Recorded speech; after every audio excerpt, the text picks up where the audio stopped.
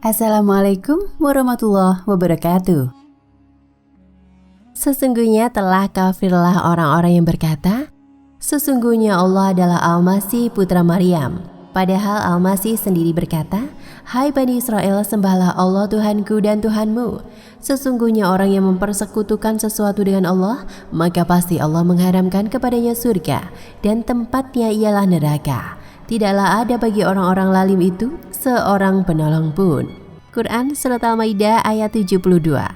Sesungguhnya kafirlah orang-orang yang mengatakan bahwasanya Allah salah satu dari yang tiga, padahal sekali-kali tidak ada Tuhan yang berhak disembah selain Tuhan yang Esa. Jika mereka tidak berhenti dari apa yang mereka katakan itu, pasti orang-orang kafir di antara mereka akan ditimpa siksaan yang pedih. Quran Surat Al-Maidah ayat 73.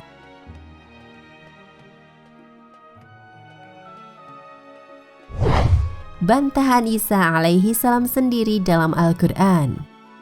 Dan ingatlah ketika Isa ibnu Maryam berkata, Hai Bani Israel, sesungguhnya aku adalah utusan Allah kepadamu dan membenarkan kitab sebelumku, yaitu Taurat, dan memberi kabar gembira dengan datangnya seorang Rasul yang akan datang sesudahku, yang namanya Ahmad Muhammad.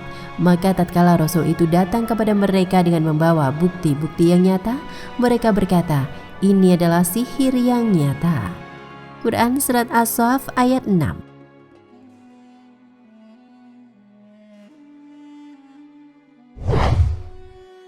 Bukti yang tidak memadai. Yesus lahir dalam keadaan suci. Orang Nasrani sering menyebut sebagai keajaiban yang ditunjukkannya sebagai bukti ketuhanan. Jelas dasar pemikiran ini lemah. Di dalam Alkitab dikisahkan penciptaan Adam tanpa ayah dan ibu, Kejadian 2. Juga tentang mukjizat Nabi Elisa, Raja-Raja 456. Bahkan Alkitab sendiri menjelaskan bahwa Melkisedek, Raja Salem adalah seorang imam yang tidak berbapak, tidak beribu, tidak bersisilah, tidak berawal, dan tidak berakhir. Karena ia sama dengan anak Tuhan, Kejadian 14:18, Ibrani 7:3. Meskipun tiga pribadi tersebut secara umum memiliki kualifikasi yang sama dengan Yesus, tidak ada seorang Nasrani pun yang menuhankannya. Di dalam teks Alkitab, Yesus menggunakan istilah anak manusia, anak Tuhan, Mesias, dan Savior, juru selamat. Namun istilah-istilah tersebut juga digunakan untuk merujuk kepada orang-orang selain Yesus. Misalnya Zehezkiel disebut sebagai anak manusia, Zehezkiel 3:1. Selain itu, Yesus menyebut para pembawa kedamaian sebagai anak-anak Tuhan, Matius 5:9.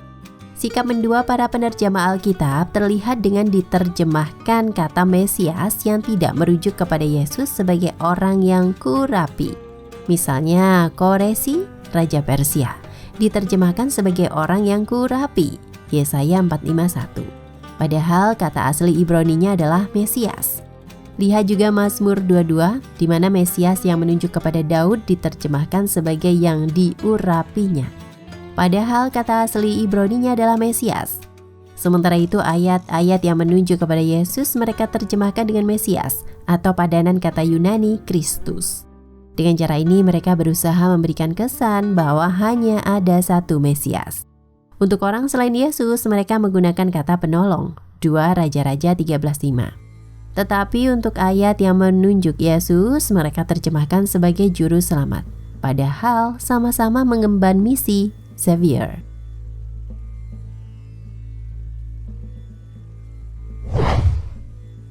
Persekongkolan dalam aktivitas penerjemahan modern dapat ditunjukkan dengan mudah. Alkitab King James 1611 tersebar secara luas. Bandingkan Alkitab tersebut dengan versi terjemahan yang lebih akhir, misalnya New American Bible. Pada Alkitab yang pertama, di dalam 2 Raja-Raja 13:5 kita dapatkan kata Savior. Sedangkan pada New American Bible, kata itu diganti dengan sinonimnya, Deliverer. Jelasnya, menurut Alkitab sendiri, juru selamat itu tidak hanya menunjuk kepada Yesus maupun Tuhan, Yesaya 4:3, tetapi juga menunjuk kepada orang lain selain Yesus. Hanya saja mereka menerjemahkannya secara tidak fair. 2 Raja-Raja 13:5, Nehemia 9:27, dan Obadya 1:21. Saviors bentuk jamak.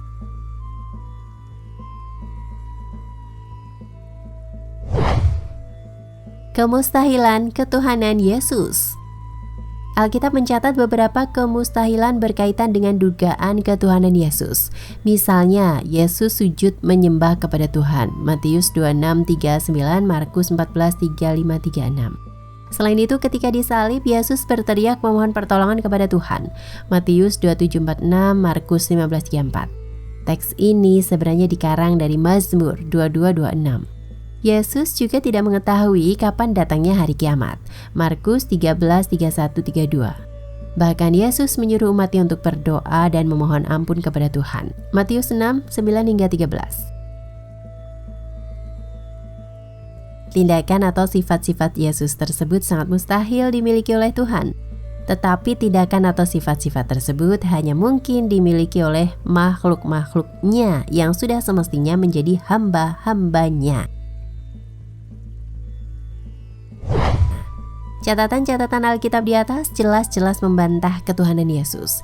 Tetapi mengapa umat Nasrani bersikukuh menuhankan Yesus? Jawabannya terletak pada doktrin gereja yang sudah ditanamkan kepada setiap individu Nasrani sejak ia masih kanak-kanak. Umat Nasrani pada dasarnya tidak benar-benar memahami isi Alkitab yang sebenarnya.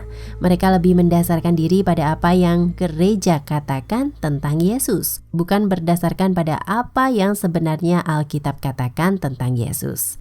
Disinilah penyebab kesalahpahaman umat Nasrani tentang pribadi Yesus. Lebih jauh, hampir semua orang yang mendengar cerita penyaliban ketika itu beranggapan bahwa yang disalib itu adalah Yesus. Oleh karena rupa orang tersebut benar-benar mirip dengan Yesus. Hal ini dimanfaatkan oleh para sastrawan dari Yunani dan Romawi, di mana bangsa Romawi ketika itu menjajah Palestina, yang ingin mengabadikan cerita penyaliban itu dengan menjadikan Septuaginta, Perjanjian Lama berbahasa Yunani, sebagai salah satu sumber karangan mereka. Lebih jauh lagi, nama Injil yang diklaim umat Nasrani untuk menyebut karya sastrawan Matius, Markus, Lukas, dan Yohanes justru baru muncul pada akhir abad ke-2 Masehi, Salib di Bulan Sabit, karya Dr. Gerald F. Dirks. Adapun kitab suci Injil yang diturunkan Allah kepada Yesus, sebagaimana dinarasikan dalam Injil-Injil kanonik di bawah ini, telah hilang dimusnahkan oleh tangan-tangan Bani Israel. Matius 4:23, Yesus pun berkeliling di seluruh Galilea. Ia mengajar dalam rumah-rumah ibadah dan memberitakan Injil kerajaan Tuhan serta melenyapkan segala penyakit dan kelemahan di antara bangsa itu. Lihat juga Matius 9:35, 11:1, 24:14, dan 26:13. Markus 1:14, sesudah Yohanes ditangkap, datanglah Yesus ke Galilea memberitakan Injil Tuhan. Lihat juga Markus 1:15, 38:39, 3:14, 8:35, 10:39, 13:10, 14:9, dan 16:15-20. Lukas 4:43, tetapi ia berkata kepada mereka, juga di kota-kota lain aku harus memberitakan Injil kerajaan Tuhan, sebab untuk itulah aku diutus. Lihat juga Lukas 4:44, 81, 96, dan 21. Jelasnya nama Injil yang diberikan kepada Matius, Markus, Lukas, dan Yohanes bukanlah kitab suci Injil yang asli yang diturunkan Allah kepada Yesus. Sedangkan Injil sebagaimana tersebut dalam ayat-ayat Injil kanonik di atas, tentu saja Injil yang asli yang diturunkan Allah kepada Yesus. Pada waktu itu sedikit sekali orang-orang yang benar-benar tahu mengenai tentang Injil. Barulah Al-Quran diturunkan kepada Nabi Muhammad SAW. Tabir kebohongan perjanjian baru itu sedikit demi sedikit semakin terbongkar.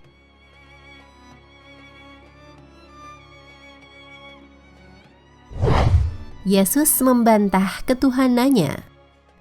Simak baik-baik pernyataan Yesus menurut 4 Injil kanonik di bawah ini yang sangat tegas membantah ketuhanannya. Matius 4:10, maka berkatalah Yesus kepadanya, enyahlah iblis, sebab ada tertulis, engkau harus menyembah Tuhan Allahmu dan hanya kepada Dia sajalah engkau berbakti. Wallahu a'lam bishawab. Nah pemirsa Ensiklopedia Al-Fatih, sampai di sini perjumpaan kita kali ini. Semoga menginspirasi.